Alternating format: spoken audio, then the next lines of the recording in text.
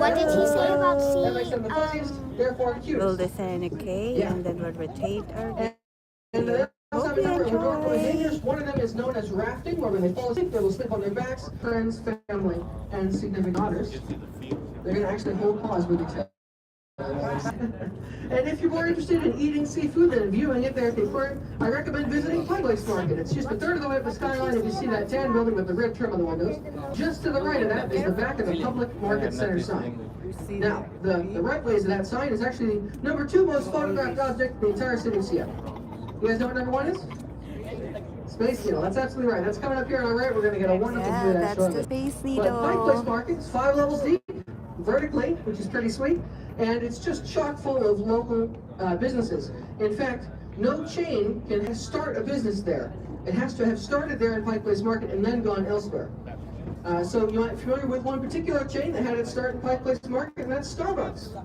Their Got very it. first location was burned down, and their second location, which also burned down, and the third location is there, and they say it's the first location. You can get some unique Starbucks merch in there if you like. There's also a lot of really great little shops and restaurants. My favorite of which Gosh, I in wanna there is a little dessert shop called the Space Needle. Confectional. They sell artisanal miniature cheesecakes.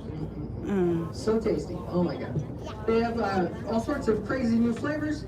They're going to come up with some new ones here for May, which is pretty cool. Probably some Mother's Day themed one, which I'm looking forward to hearing about.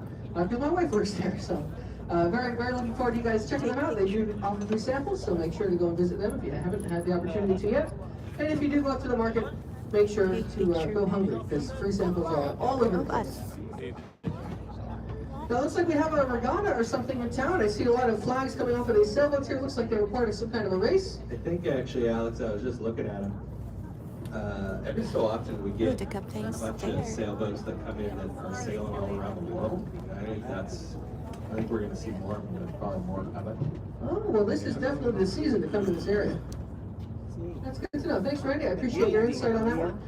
Yeah, so we're pretty popular with Port of Call. That is I wanted Bell to Harbor Marina. So that's rotate kind of like the city's the video. A boat can stay there for 72 hours. landscape.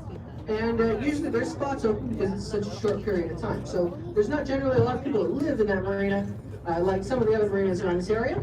And so they'll come in and visit the city for a little while and then move on their way. This large, colorful structure, however, is a different kind of constantly moving visitor. This is going to be our cruise ship terminal.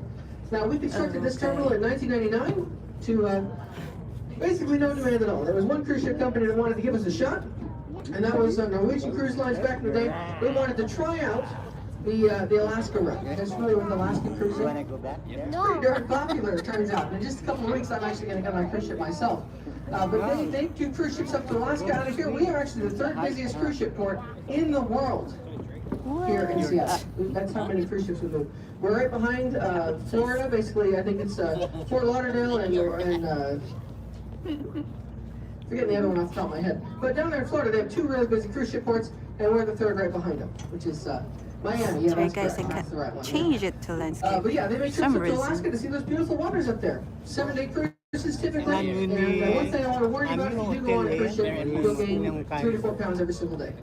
Just look out for that. But they also have a whole bunch of crazy amenities like laser tag arenas, go-kart tracks, casinos, theaters, all sorts of fun stuff to go see. And there's some folks that are waiting on us from this hotel. This is the Hotel Hi. Edgewater, Wait. constructed in 1962 for the World's Fair. 1962, Space that old. technology and a look into the future. That's when Space World's Fair Needle was a was big event in also Seattle's made. history. And culturally, it did a lot They're of wonders waving. for us. Somebody's One of them is that, waving there. the hotel here was built. The Beatles stayed there for their very first world tour. In fact, the Beatles did not choose this hotel so much as this hotel chose them, because this was the only hotel in the entire city that would allow them to stay here. No Wow. other hotel wanted to take on that security risk. Being surrounded on Another 3 sides by water, building there. they decided that they were going to go for it. So the Beatles stayed there for their world tour here in Seattle. The Their third stop. Beatles? In that time, there were some Beatle maniacs that did try to get into the hotel. There was one attempt to be snuck in by the laundry service, and another where they took a Beatles rowboat, stayed rented a here. rowboat, and tried to SEAL Team 6 their way up into the window. Pretty crazy stories there at the Hotel Edgewater. We've also got a lovely rainforest themed bar there on the first level that you can just go in and check out. And an awesome mural of some orcas here on the land side of it. Now, there's a lot to see on the opposite side of these piers. It's pretty hard to see from the boat. And I recommend you guys take the opportunity if you have the time to wander down this way, because especially there's going to be some lovely parks down here at the end of the water. You wanna go there? These next two piers along the way are piers 69 and 70. Pier 69 is home to the Port of Seattle offices. They oversee all the shipping and industry that comes through this area. We're going to go into depth about that when we get down to our industrial area. And Pier 70 over here is one of our historical piers. Now, this is an interesting juxtaposition because these two piers are kind of like the future and the past. If you look at the pilings on these piers, you'll notice that the pilings, the columns going down to the water on Pier 70, are much older looking. They're made of wood. They're Change sort it of to landscapes, right, guys? original style pilings. And the pilings in this other pier are thick and reinforced and made of concrete. Partially that's because Pier 69 was at one point a canning factory. Partially it's because it's a little bit newer. These are the original Somebody's- pilings when it was first constructed. Many of them have been replaced over time. Somebody's watching there. And welcome to the Real World Seattle, which is an MTV reality TV show. We're experiencing some lakes, folks. The lakes are hold on to something if you're not up against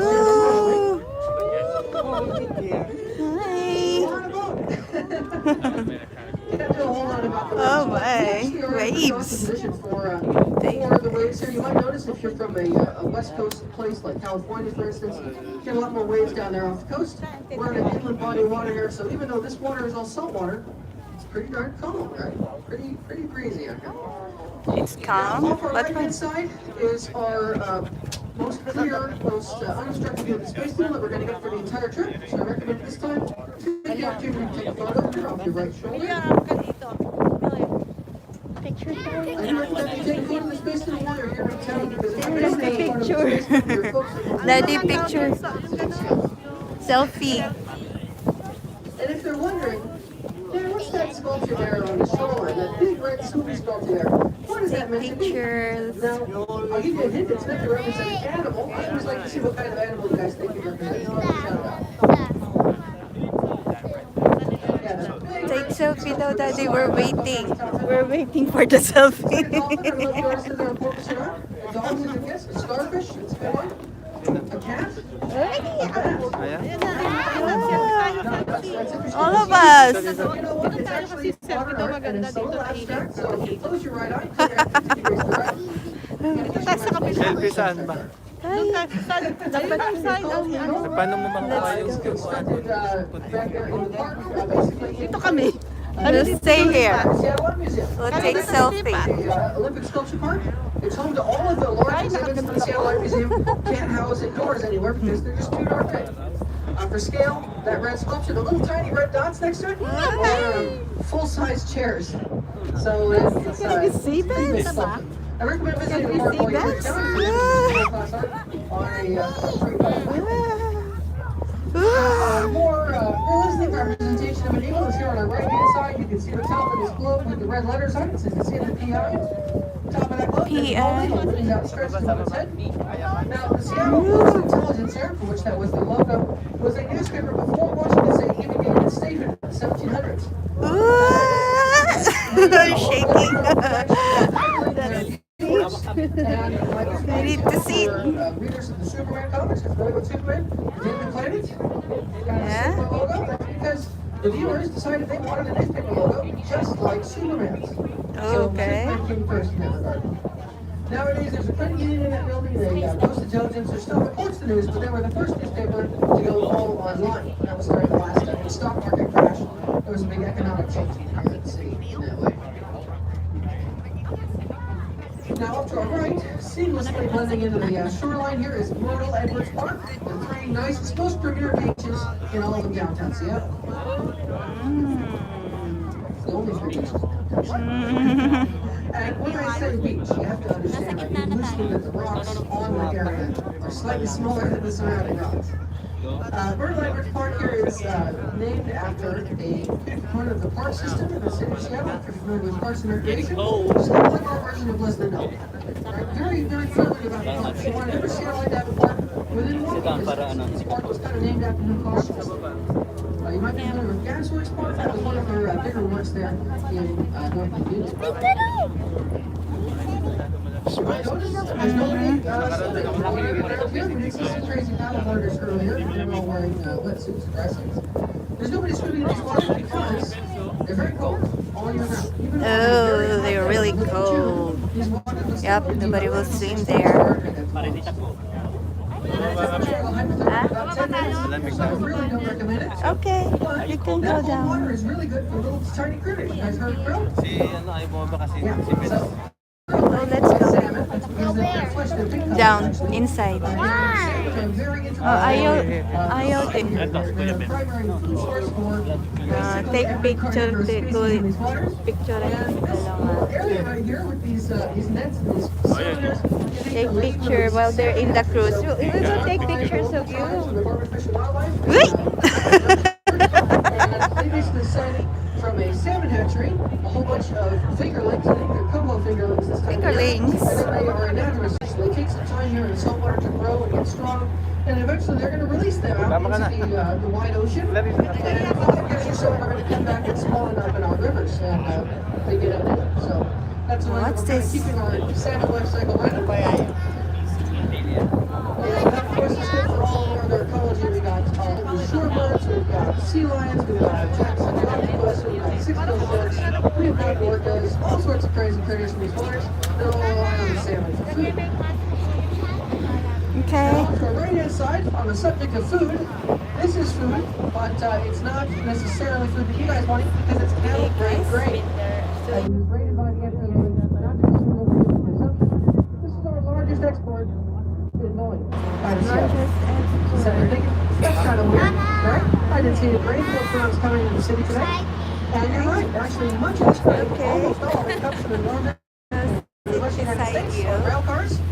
And it gets loaded into those big old silos there in the back. And those silos hold about 4 million bushels of grain. Sent on in these ships, gets sent overseas to our trading partners in Eastern Asia. Now, it's kind of crazy that none of it's selling, but it's our largest export in Boeing. And with these ships like the Nestor, basically all the time, constantly loading grain. Usually we have one waiting over here on the side, but it looks like the Nestor just got the switch. So, cool stuff. In terms of Seattle's economy, what do you guys reckon is the largest contender there for biggest GDP? Seattle economy. Coffee is a good guess. We do have a lot of coffee shops around here. It's pretty popular. We do consume a lot of coffee. But in terms of making money, that's going to be airplane parts. You guys are probably familiar with Boeing? Yeah, I mean, that's kind of like the greater Seattle as in Seattle as its own thing. So it's kind of a trick question. But yeah, Boeing manufactures planes and they send them out of Boeing Field just south of Seattle. Pretty busy industry for them. And we also have a lot of tech over here on our right. This is Expedia's world headquarters. Previously headquartered in Bellevue, the east side of Seattle, across Lake Washington. They moved here in the very interesting year of 2019.